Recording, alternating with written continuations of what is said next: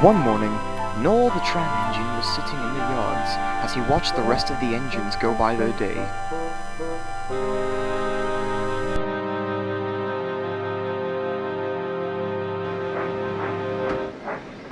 Just then, Freddy the big engine arrived to collect his coaches. Hello, Freddy. Taking these breaths today? Who else would it be, silly? You're lucky to be busy all the time. I haven't been busy since, well, not since our old line closed down. It was back in the sweet old past. We were kept busy, pulling passengers, hauling freight. It was a lovely time period. But now, the sweet old past is gone, and I'm not as busy. Every engine has a chance to get busy, Noel. Don't worry, I'm sure something will come up and keep you busy soon. But Noel was still upset. He wanted to be busy, but he had nothing to do at all. Just then, Steve arrived. Hello, Noel. You look upset. What's the matter? Oh, nothing, Steve. Just miss being useful. Steve wanted to cheer his friend up. You can take these supplies of destruction tools over to Ernest, Stevie, and Gale for me. We're tearing down an old line that hasn't been used in a while. Noel was now beaming with joy. He coupled up to the trucks and set off.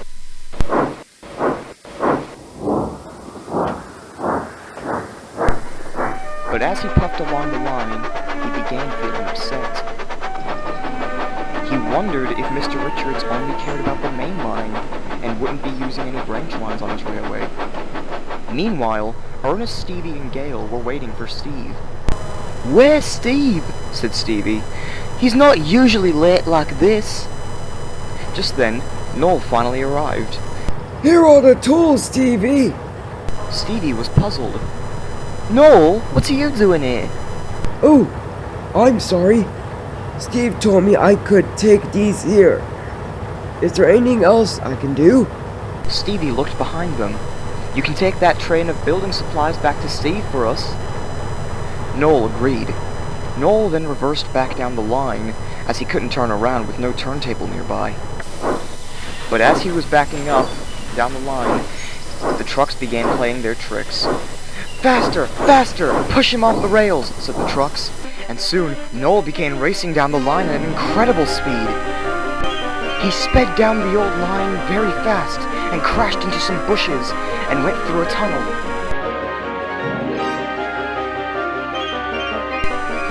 As Noel sped along the line, he applied his brakes and stopped just in time.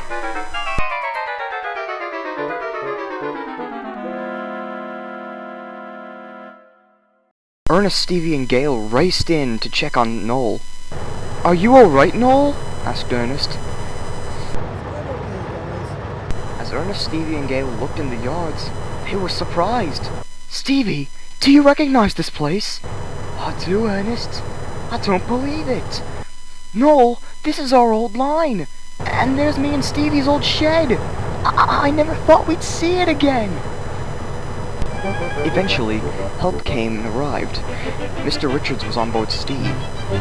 "You should know your own strength by now, Noel. But on the other hand, I know this incident wasn't your fault." Mr. Richards inspected the branch line. I think we could reopen this line. If you want to, Noel, you can run the line if you want. If it's okay with Ernest, Stevie, and Gale, of course. As long as our branch is taken care of, then of course Noel can use it," they said. "Well, that's settled then," said Mr. Richards. Oh, thank you, sir, said Noel. "I told you something would happen soon, Noel," said Steve. A little while later, the line was finished and reopened. Noel and John were at the station. Both of them were very happy, as they once again had a line that they could run. At last, Noel felt very happy, and it seemed to him the sweet old past were here to stay.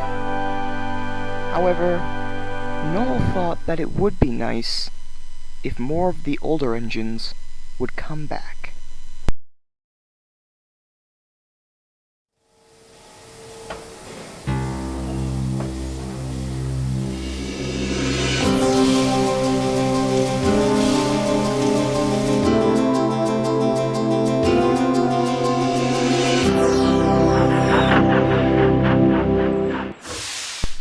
Be ready, you three, because you're going to be seeing some old friends again as well. Yeah.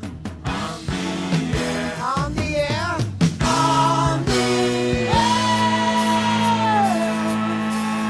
Leaving the car down Leafy Lane, turning out tall down from my Jungle Jane. You want it all, Captain Zero, his brother superhero, standing by on call. And oh, it's not easy. No, no, no, no, no, it's not easy making free